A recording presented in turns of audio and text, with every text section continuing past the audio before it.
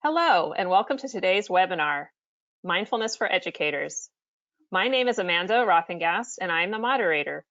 Before we introduce our speaker, I would like to let you know a bit more about our webinars. Both Sanford Inspire and Sanford Harmony host these webinars where thought leaders and educators share best teaching practices and tools to support social emotional learning. These presentations are the opinions and content of our guest speakers and may not necessarily be a direct representation of Sanford Harmony or Sanford Inspire. This is a re-recording of our webinar, so you will see the poll results and questions from our live webinar. Now, without further ado, I would like to introduce our speaker, Dr. Reina. Dr. Christopher Reina is the founder of Leading Without Ego, LLC, and he is an assistant professor at the Virginia Commonwealth University. He coaches leaders and leads trainings on mindful leadership and how to more effectively manage the emotional space with organization. Christopher is very passionate about education and co-founded Heroes for Students, an EdTech nonprofit based in Phoenix, Arizona. Last year, Dr. Reina presented an overview of mindfulness, and you can access that presentation at any time on our YouTube channel. Today, Dr. Reina will provide a general overview, and he will spend more time sharing specific strategies for mindfulness for educators, including tools for facing the new challenges we are dealing with today. Please join me in welcoming Dr. Reina. Hello, everyone. It's wonderful to be here with all of you, and thank you to Amanda and Sanford Harmony and National University for hosting me today. When we had originally created the content for this was before some of the challenges that we're currently experiencing. So I've retooled the presentation, I hope, to be much more valuable and interactive with regard to our current circumstance and what we're going through and the challenges that we have going on and how mindfulness can help us address those. So without any further ado, I'd like to give us a moment, a space and time to acknowledge that things are changing, that our stress levels are probably pretty high. And we need to be kind to ourselves. We need to be mindful of the changing circumstances and think through how do we build some more mindful moments throughout our day. And as we'll spend time talking about today together, one of the biggest ways that we can become more mindful is to build mindfulness structures into our day. And so I'd like to do that now for us. And that's just start the presentation with a mindful moment, a time for us to do nothing, a time for us to just let the shoulders down and relax. So if you are seated, go ahead and make sure your feet are resting on the ground. I want you to consciously be aware of your shoulder position. Just let your shoulders down a bit. And I want you to feel your feet resting gently on the floor. Spend around 3 to 4 minutes. I'm just going to take you through a series of exercises to bring attention to the present moment and just let go of our mental stressors and anxieties. So as you sit here and relax, if it's comfortable, just go ahead and close your eyes. If you'd rather not, that's fine. Just gently direct your gaze about 2 to 3 feet in front of you. I want you to just rhetorically ask yourself, what does it feel like to be sitting here right now?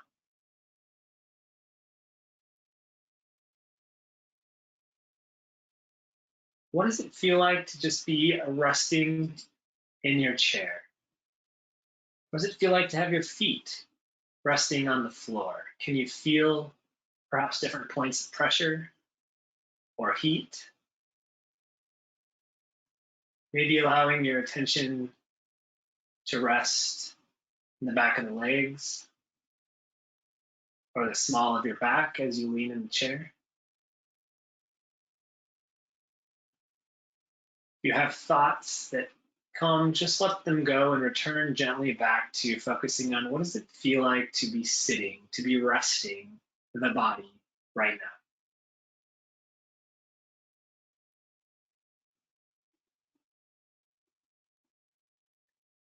I'd now like for us to focus a bit on what we can hear. We have mostly completely become work. We've completely created our work environments at home, likely given circumstances. So as you sit and as you're in your new work environment, what sounds can you hear? Do you just open your ears and listen?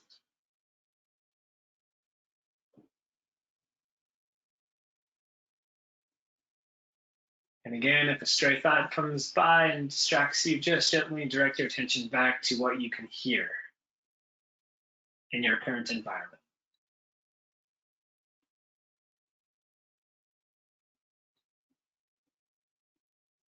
And finally, I want us to think about and rest our attention on our breathing. What does it feel like to be breathing and to now be thinking about your breathing? Are the breaths long or short? Rushed? Can you notice the three parts of a breath? The in breath, the short pause, and then the out breath? Just rest your attention on what it feels like to be breathing now that you're paying mindful attention to your breath.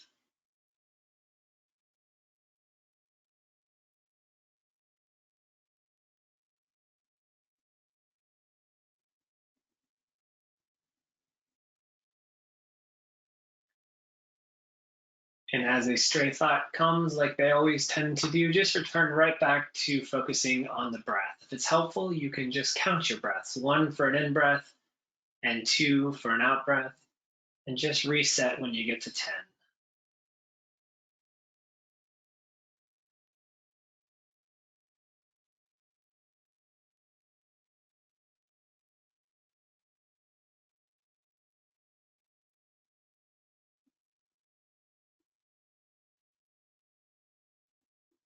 So let's take one more deep breath in and let it out. Remind yourself to drop your shoulders a bit. Listen to what you can hear in your surrounding environment. Feel that tension of your feet resting on the floor. Maybe wiggle your toes a little bit. And when you're ready, go ahead and open your eyes.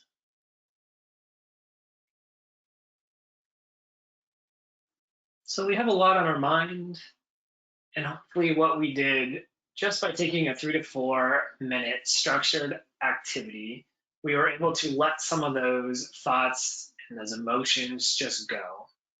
Right? So I'd love to hear from you what you took away or what that experience was like for you, given that we're re-recording this, right? There won't be a live audience, but from what I remember last week, what folks said was a sense of calm, was a sense of relaxation, a centeredness, connection with something beyond sort of that mind chatter, right? Connection with the world around us as we hear neighbors perhaps working in their homes or music or trash trucks, but a larger connection. Other folks said just feeling relaxed because it's a time to not do anything. So whatever you felt, if you think back to what it is that you felt, it was a relief, a sense of relief, a sense of being able to let go of some of the stressors. And what I'd like to emphasize from this is it's a 3 to 4 minute exercise. You don't need me to lead it. You can build something like this into your practice every day, your day-to-day practice of working. For example, you could build in a mindful moment. Maybe it's right before cooking breakfast. Maybe it's right after breakfast. Maybe it's while washing your hands. You could just let that mind space head to a point where the thoughts and the emotions aren't overwhelming and that it's a little quieter and there's a focus on the breath and maybe the sounds and relaxing and sort of living into how your body feels and acknowledging how your body feels. So what I'd like to emphasize is that mindfulness, we have access to this at all points throughout the day. Of course, the difficult, challenging part is to remember to do it. So that's what I'd like to spend some time talking about with you today. Favorite quote of mine, this idea that the present moment is the only time, the only point in which we have control, right? But so many times we focus on the future and we focus on the past. We may not even know that we're doing that, but our thoughts are. We are ruminating about something that didn't go as well as we would have liked. So we're living in the past and creating the anxiety that surrounds that. Or maybe it's a future-oriented perspective in which you want something to happen, but you're unsure if it will. Maybe it's our current time in such that we're not sure when we'll be headed back to work as normal. We're not sure when our children will have daycare again. Whatever the concerns on our mind may be, they're real. But as we launch into them and get stuck in them, they further take us from the present moment and they add a lot of anxiety. So we're going to focus on the present moment and figure out how do we live in that moment a little bit more often and more intentionally throughout our workday, wherever our workday takes us. So today, I mentioned that we've changed the content a bit. We're going to really lean into the context that we're currently experiencing, and that is, one in which the working environment has shifted. We aren't as able to freely go in between locations. We're more operating from our homes, and so we have to be a little bit more creative. I think on one hand, this is challenging because we have so many new things coming at us and new responsibilities with regard to utilizing technology, for example. But on the other hand, I'd like to build a sense of optimism for everyone in that right now the entire world is changing the way that we do things. And so, while there is a lot of change on the horizon and we're figuring out how to make do with the new normal, this is perhaps the best time to add structures of mindfulness and add time into your day to be very mindful. Right? In our normal day-to-day, we always say, I don't have time to do that. Now, as everything has shifted and changed and we're utilizing different tools, I think this is an especially great time for us to intentionally build in mindfulness and have it last because so much has changed and we have to get used to that change. So let's make mindfulness a part of that change that will help us further combat the changes that may be coming. So you may have heard of mindfulness, and originally this talk was about really going deeper than we went the first time a year ago when I did a webinar. But because we have so many folks on this call, in this webinar, I want to really reset our expectations around what mindfulness is. We may have some folks here who didn't attend the first call and maybe come to this webinar thinking mindfulness is something a certain way. So let's kind of create a common definition together. And what I want us to take away from mindfulness is this very simple and elegant idea of mindfulness as intentional attention. Really is that simple. It's intentional attention, paying attention in an intentional way. So it's not difficult. It's really quite simple.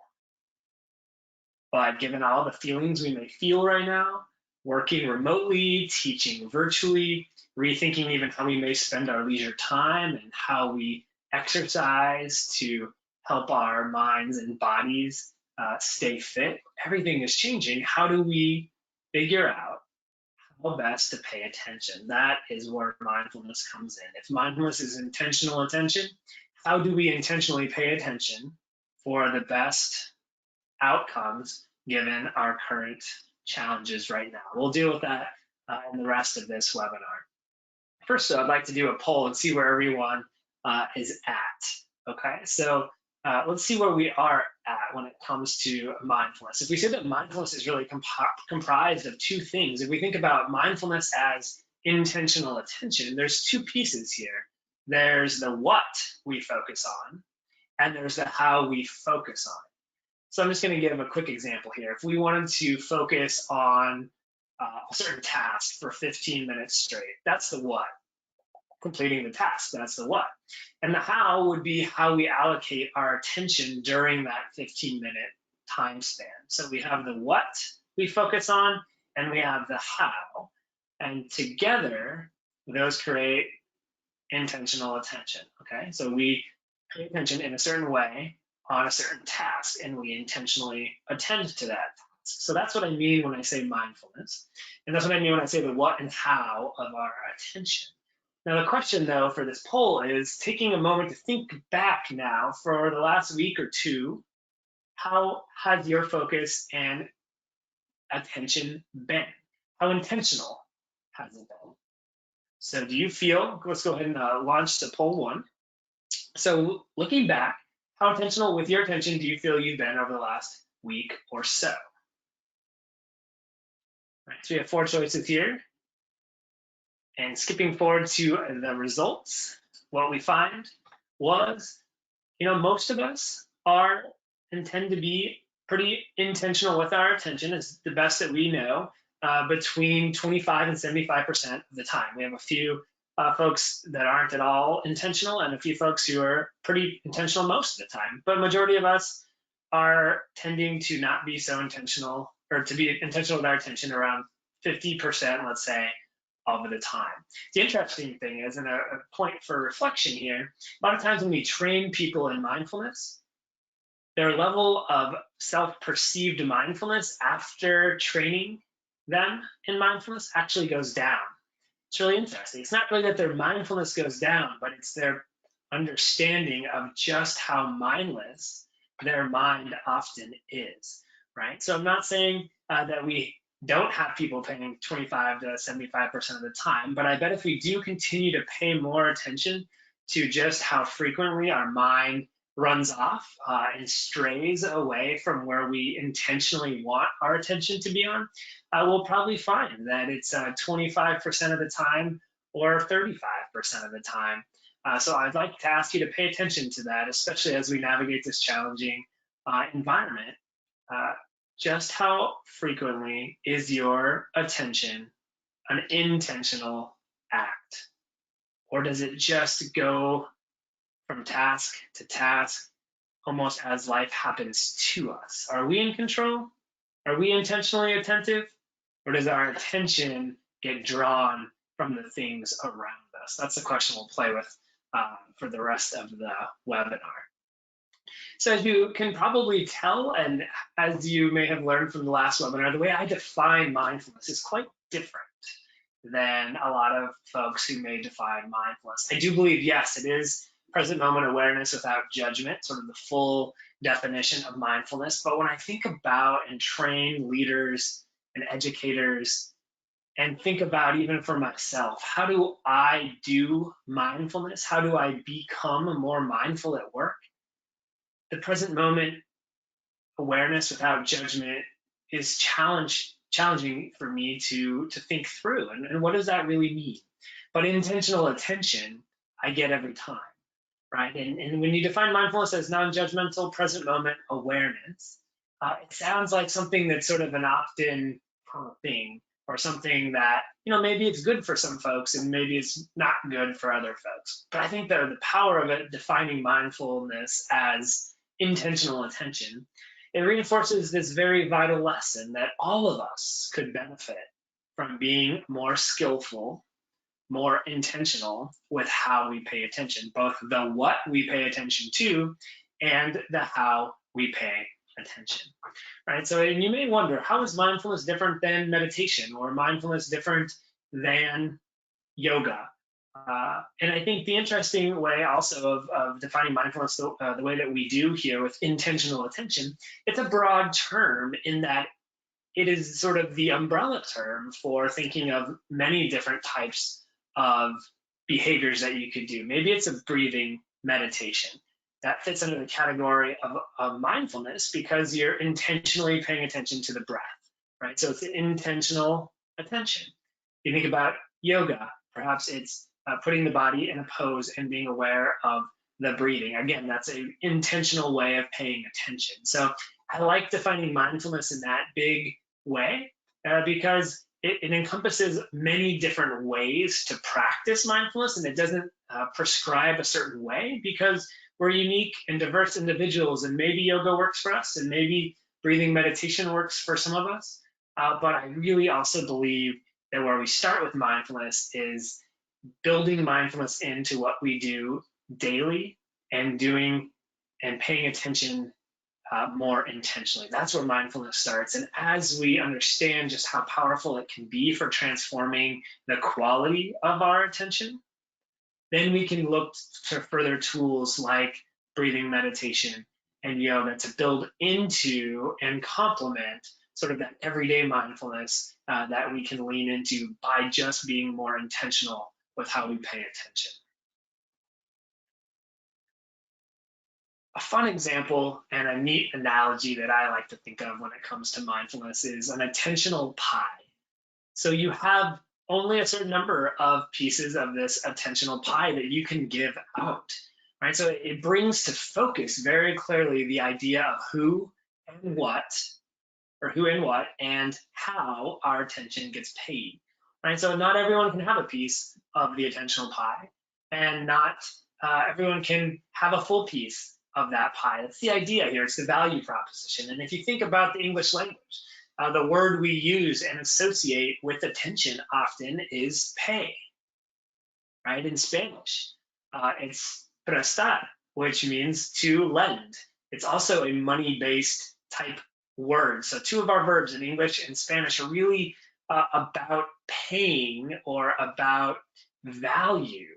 And so culturally and linguistically, the languages build in this idea that our attention perhaps is finite and it's valuable, and we have to be very careful who and what gets paid attention to because we don't have infinite resources, right? So this idea of an attentional pie, think about it as your favorite dessert on your favorite holiday that you celebrate, and we can't afford, nor do we want to give everyone and everything our attention because we only have so much of it. We have to protect it, and the value prop here is that we have to become more intentional with giving out the pieces of our attentional pie.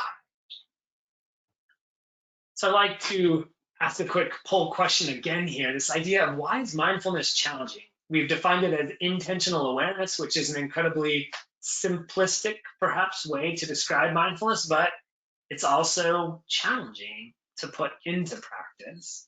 And I'd love to hear your thoughts on why mindfulness is so challenging, right? So we'll launch our poll number 2 here. And there's really 4 boxes you can choose right here. So is it, what holds you back from being more mindful? And I'd like to sort of set the expectation here that let's assume that COVID-19 is going on in our background, right? That's a huge stressor that probably keeps us from being as mindful as we could. But let's say that that is the same for all of us, and that's into how the world is working for us at the moment. And so beyond that, is it your colleagues and your friends and your family, like the people in your life that keep you from being mindful? Is it your busy schedule? Is it the structures you have in place that don't reinforce mindfulness? Or is it perhaps some level of desire that you may not have to be mindful? Okay, so fast forwarding to the results on that one. We have 58% comes down to schedule. Some of us said, but a small number said at the top here that the colleagues, friends, family, relationships hold us back. So not as many on that, but it's really the structure and the schedule. And if you think about structure and schedule, I mean, they're in a lot of ways very similar. It's the idea that we structure our schedule, or our schedule structures us, but there's this back and forth between the two. And that's interesting. Let's think about that for a second. What gets in the way of us being mindful is whether it is scheduled or whether we make time for it. I think it really boils down to that. And when I ask this question across a lot of diverse audiences, the answer really is usually the same. We get it, we understand it, we know that it will help us, but in the end, we don't do it as much as we'd like because we're busy people and we don't have the structures in place to support it. Right? Well, with any behavior change, we know, right, 30 to 60 days of trying something, of practicing something is the way to build it to become more of our default. And that's what we're doing. If we think about mindless attention and inattentional attention, right? So we're not paying attention in an intentional way. It's very unintentional. That's our normal way of operating. Now, to change that over 30 to 60 days, we have to build in structures and create opportunities to practice becoming more mindful. So I speak to quite a few audiences, and they want the trick to becoming mindful quicker, right? They ask me, what's the one thing I could do that just makes me more mindful and will help me? And I often say, there's really no magic elixir to being more mindful. Because as I said in the previous slide, it's about behavior change. It's about taking a look and reflecting on just how mindless we are most of the time and recognizing that that's normal in so many ways. Our mind is made to think. It's an incredibly complex thinking machine, and it thinks a lot. And that's what it does. And it takes intentional attention to let it not think, to ask it not to think, and just to be present. Because usually if it's thinking, it's in the future or it's in the past. And as we know, that adds to our anxiety. Right? So while I say there's no magic elixir, well, maybe there is, but it's not a magical elixir like you're thinking of. Just like the children's story that I grew up with, stone soup, this idea that how can you ever make soup out of a stone? Well, of course you can't, but you can add a lot of ingredients that complement it. And over time, if you crowdsource this soup and you get other people's passions and you build in structures and you add different ingredients, of course you can make a delicious soup. And that's really the elixir I'd like to build with all of us here. So there's no magic solution to making mindfulness happen, but there are a series of ingredients that you can add over time that create a more mindful presence, just like that stone creates a delicious stone soup in the end. So the first piece is to understand. We have to understand what mindfulness is and how it's helpful and how we can harness it for more intentional living and why that matters for our well-being and our mind and our relationships and the children that we teach. Second part is creating the structures. So no matter what happens, it's a part of the day. We have to deal with email, we have to check email, we have to get back to people. That's because there's a structure that requires it. Can we elevate mindfulness to the same level of checking our email? Right? We check our email without fail. Can we build in and stay committed to mindfulness, however small amount of time it may be? Can we build it in so it's structurally as important as the things we do every day, like brush our teeth and check our email and eat meals? Can we make it that simple, that easy? That's our challenge with mindfulness and with any behavior change, but we're talking about mindfulness today. And then practice it and deliberately practice it. And if you say, hey, isn't that just mindfulness? Intentional attention, spend intentional attention being mindful? Absolutely. All this is just mindfulness. So I could sum up this whole magic elixir idea by practicing it and believing in its power, understanding and reflecting on how much better you feel when you're mindful, when you let some of the stressors and anxieties go and you pay attention to the present moment and reflecting on that and then wishing to emulate that and practicing that over time. That's the key to becoming more mindful. Let's jump into understand and kind of think through what are the various pieces of understanding. Well, as I mentioned, reflecting and understanding how your mind works and operates, and chuckling to yourself sometimes when stray thoughts pop in about the future. Maybe it's, hey, I really messed this up last time. I wonder if I'm going to mess up this time.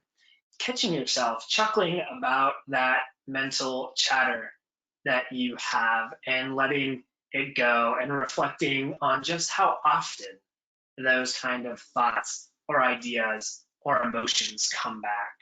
And then collecting the data over time. Maybe it's a journal, maybe it's a diary, maybe it's keeping a note for one day, just how often you try to work on a task and then end up checking email or going downstairs to get something to eat or searching the web for something. Just keep an hour-long diary sometime of just how mindless we can be when it comes to our devices. Again, it's not a judgmental way of thinking about it. It's an awareness, which builds the case and understanding for why we need more mindfulness. And then ask questions, right? So opportunities like today in the webinar, right? The opportunities to ask questions. Ask questions of yourself and ask questions of other people. Figure out what structures they use. Figure out how mindfulness has helped them. Continue to build the case study for why mindfulness is important and how it can help you, right? So use the resources around you, and asking questions help ensure you utilize those resources because you lean on the understanding of others so you can also gain understanding. The next part is developing structures. You may expect verbs like planning and scheduling to be there, but maybe the last two are a bit different. Be daring. What I say by be daring is try new things, challenge yourself, and believe that challenging yourself is an important part of the process. If we think about mindless living, it's all about routinized, habitual ways of going about living, doing the same thing. We become mindless when we drive to work the same way every time because we tune out. It's no longer interesting. But if we just adjust the idea and say, I'm going to look out the window and notice something new about the neighborhood that I drive through, or maybe it's a walk close to your neighborhood. It's the same route you've always taken, but what can you notice that's new, or what aspect or feature of the house next door can you note for the first time if you just pay attention?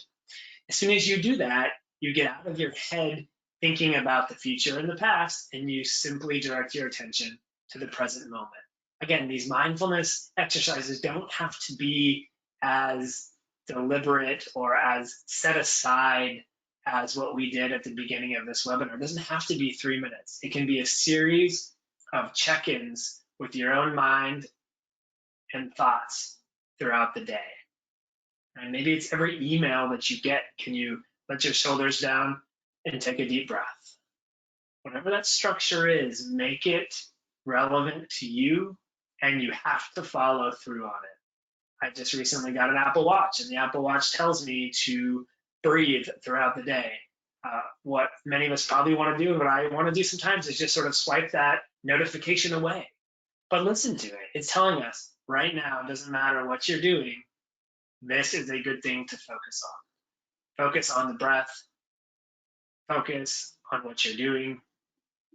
Bring some intentional attention to your day and use those structures around us, whether it's technology or whether it's the structures we create. Every time you cook food could be an example. That could be a way that reminds you to check in with the body and mind. So whatever it is, make it work for you. And I'd say, especially in these times in which we are living closely and frequently with roommates and husbands and wives and kids and grandchildren, perhaps, maybe we're seeing a lot more of people because there's not the separation between work and family and home anymore. So use some of these mindfulness structures to create relationships and to do mindfulness together. Could you do a breathing exercise together as a family? Could you, think about the food that you make before or while you're making it, and can you maybe eat in silence for just 2 minutes at the beginning of a meal, and just see what does silence bring to a meal as you enjoy the food in a different way. And you don't have to do that every time, but you're mixing it up. You're being daring. You're trying things differently. Try brushing your teeth with the opposite hand. Just mixing up the routine. Every time you do that, the mind has to concentrate on that activity. And when you force it to focus on something, in other words, to pay attention in an intentional way, we lose all the baggage of the past and of the future, and we're by essence, or we're by definition then in the present moment. And the final piece is deliberately practice, experiment, try new things. This goes along with the last slide. Letting go of a need for results. There's no result you need. And that's the beauty. Everything else we do, it seems that we're trying to get the right answer. We're trying to do it in a perfect way, try to do it in the right way. The greatest thing about mindfulness is it is all about the journey, not the destination. The whole point of mindfulness is becoming more capable and able to commit our attention in an intentional way. So every time we try it, we're successful. There's no such thing as a good mindful moment or a bad mindful moment. There just is a mindful moment. It's claiming that it was successful because you took the time to stop the chattering mind and to be in the present moment. I like to say, make this fun as you do with others and as you create these new structures, have some fun with it. Make it a way to connect. Maybe it's also meets your fitness goals. Maybe you want to be getting more exercise. Right now, there's many things we can't do, and at least as of right now, we're able to go out and enjoy short walks as long as we're maintaining the social distancing. So, walk, at the same time as someone else and connect with that. Maybe it's walking the dog. Maybe it's instead of just one person walking the dog, taking turns, maybe you do it together, 6 feet apart, but you're doing that activity together. You're also getting more exercise, and you're meeting two goals at once. So have a little bit of fun with it, and use the structures that you can given our current environment. And the final poll question I want to bring up in just a moment is this idea of where are you in your journey? If we think back to the last slides, we first got to understand, and then we got to develop the appropriate structures, and then we got to practice very deliberately. Where are you in that journey? So I'd like to bring up poll question number 3 now, and it really asks us 4 different parts.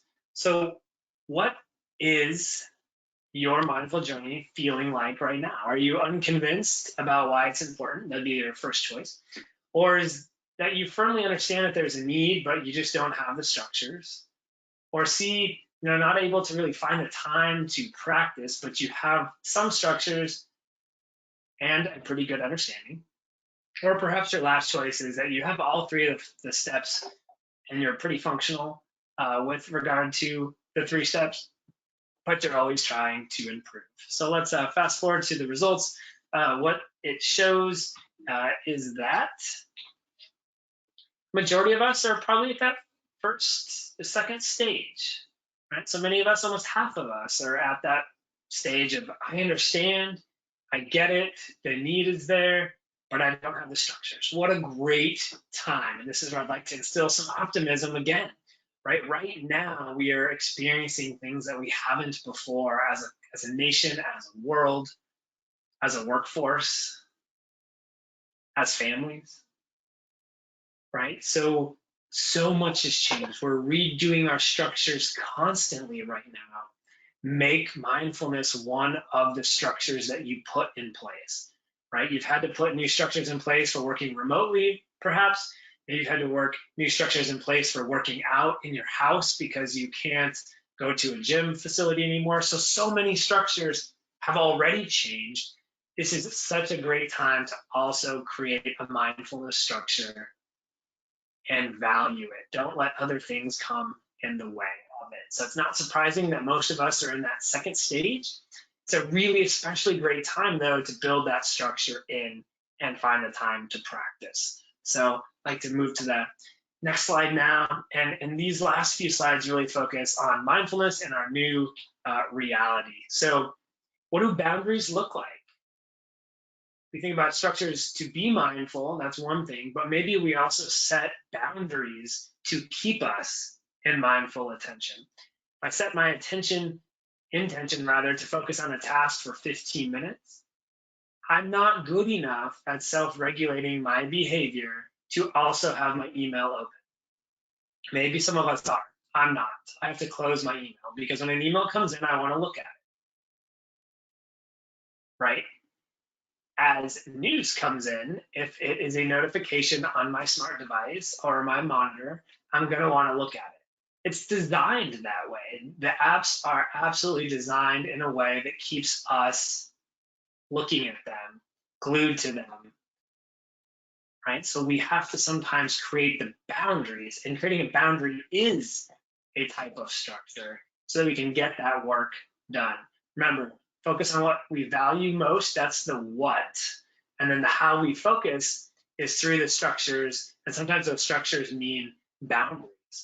And I read an article the other day that suggested that perhaps some of us check our email up to 70 times an hour, right? It's a crazy number. Maybe it's not 70, but do you find yourself checking your email maybe 10, 20, 30 times, whatever the number is? If it's more than one or two, it probably is more than necessary. Not saying some of us don't have those jobs that need to be absolutely responsive within minutes. So many of us do, but probably some of us could benefit by not checking the email as often and creating that structure to help us be a bit more mindful.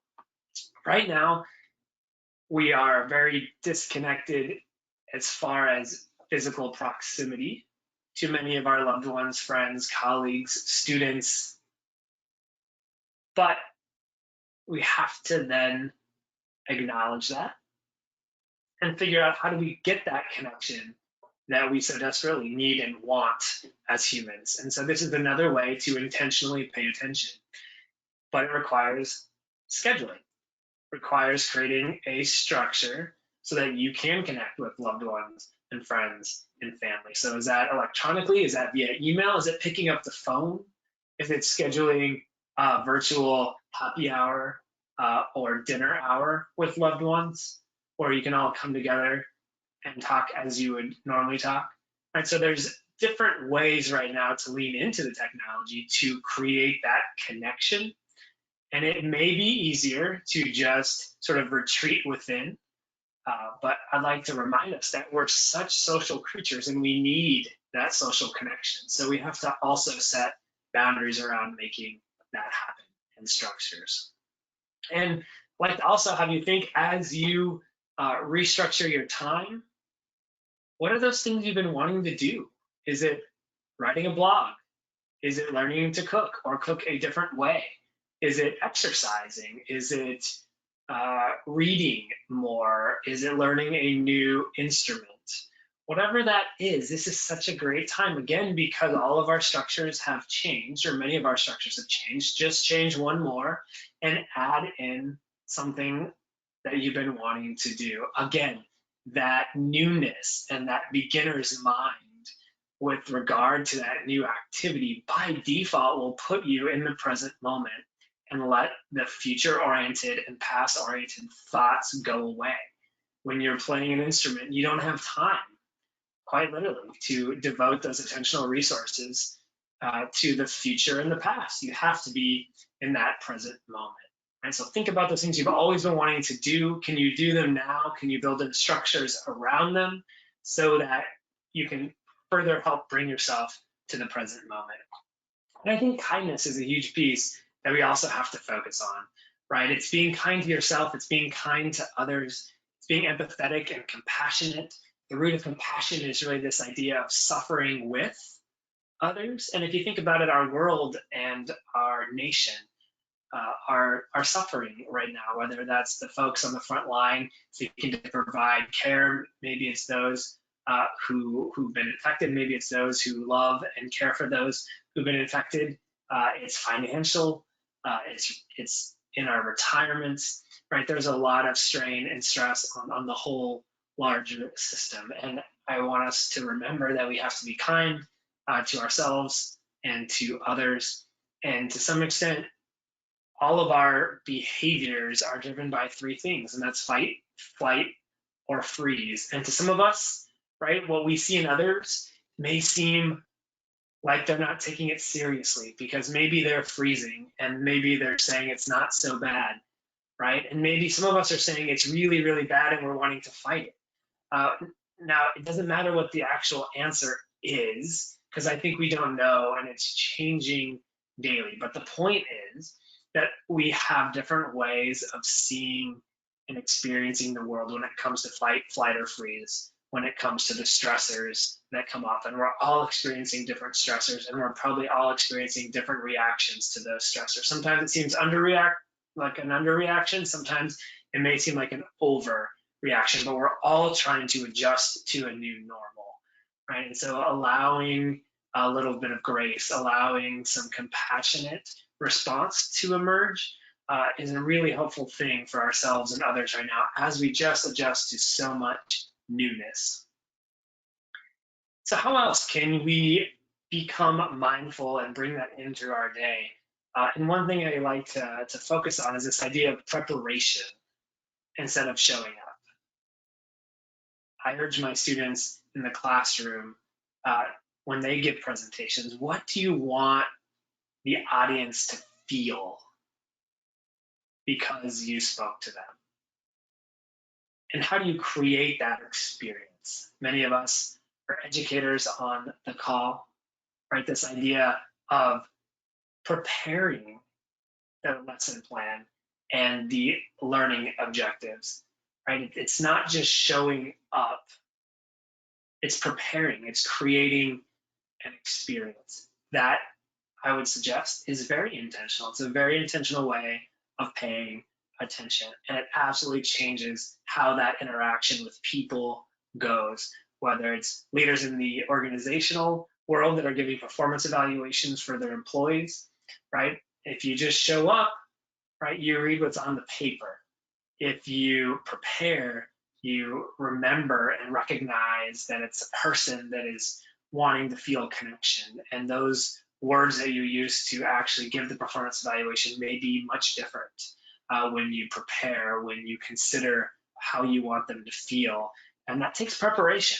It certainly doesn't just take showing up. But if we think about it, because our lives are so busy, and as we all answered that poll question earlier, we say we're not mindful because of our busy schedules and our lack of structure.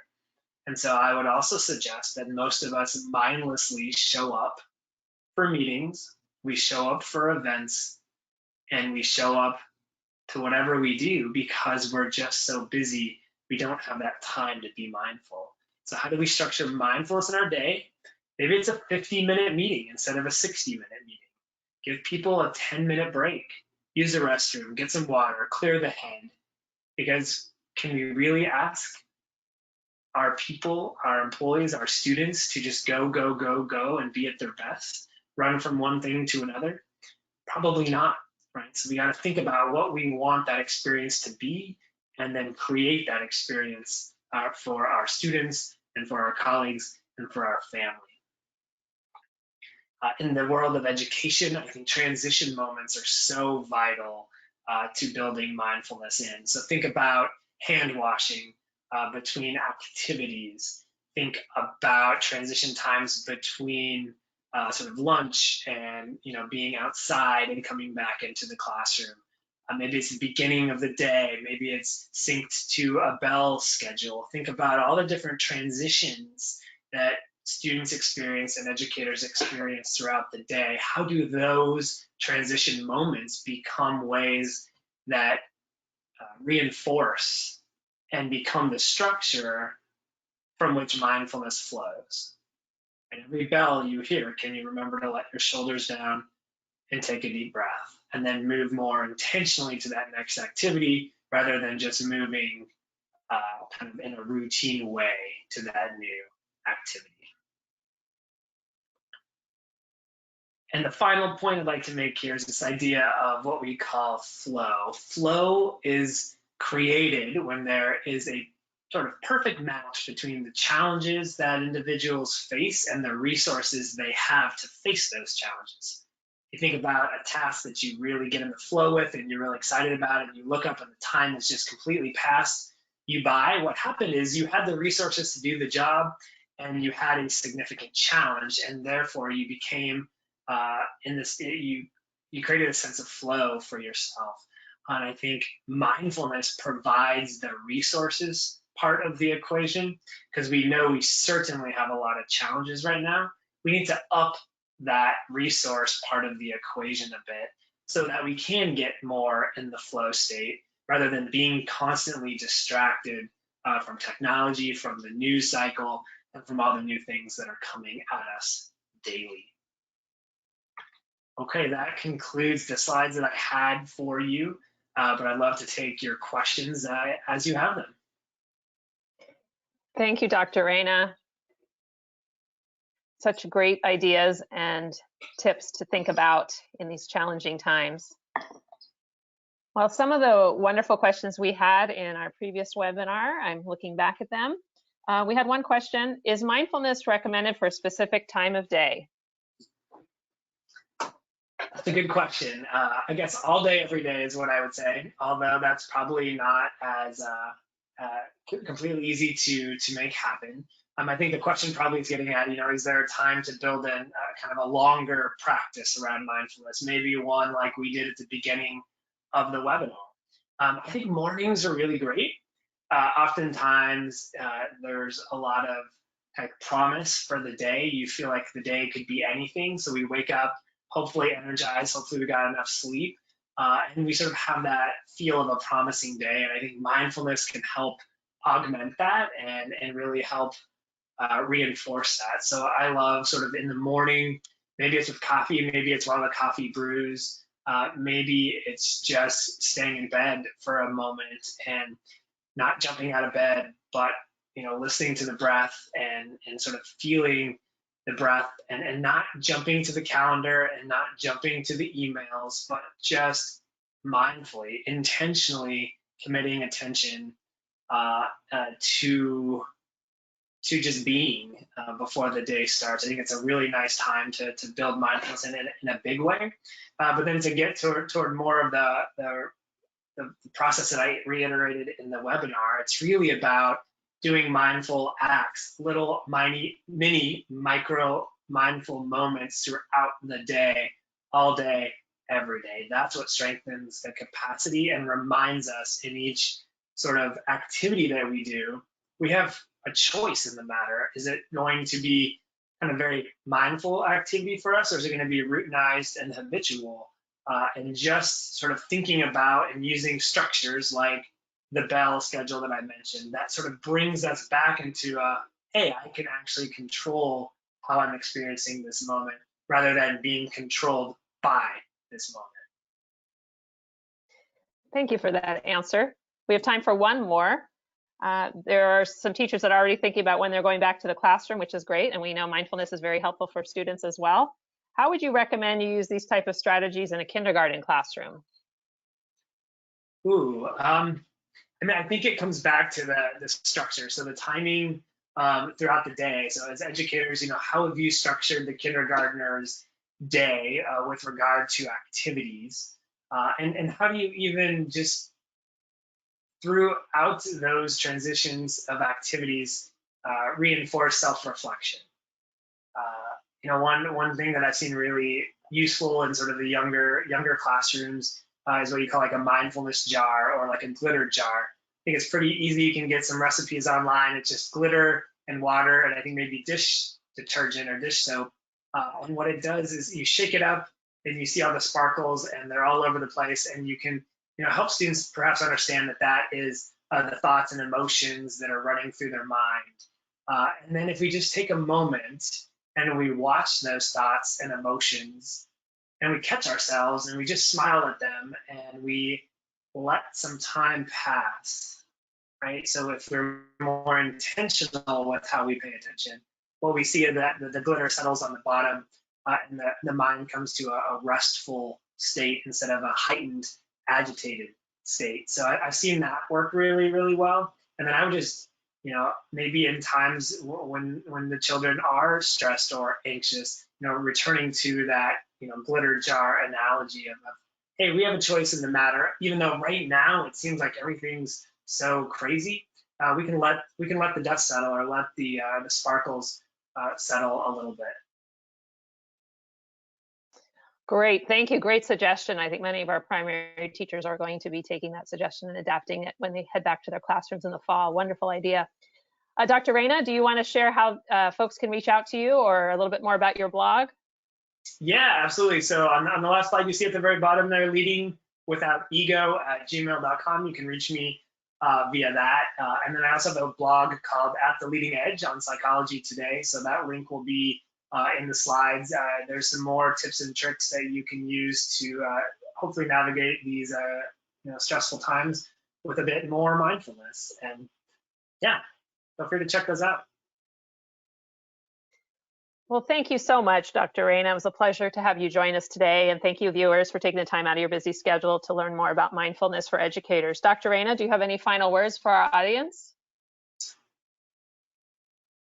I think each day, it's cliche, but each day we sort of have the ability to control sort of what we pay attention to. It's the idea that life is really just moments stacked on moments, and if we make more of those moments mindful moments, right, the whole kind of way that our day and week and months and years unfold is one that's created with more mindfulness. So people often say, how do I do this? And it goes back to that idea of, is there a magic elixir? The magic elixir is starting now.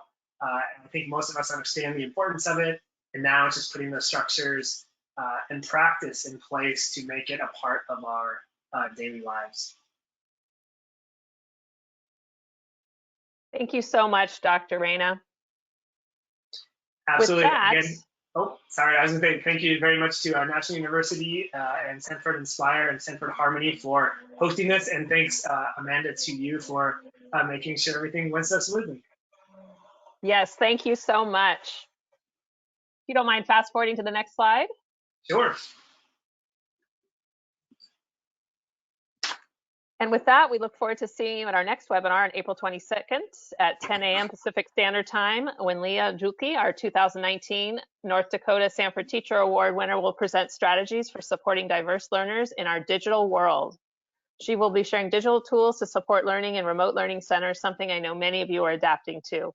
You can sign up today on our website, and once this webinar comes to a close, a survey may launch. It's very short, and we appreciate your feedback. Again, thank you for joining us today. We hope everyone stays safe, and we look forward to seeing you on our next webinar. Take care, everyone.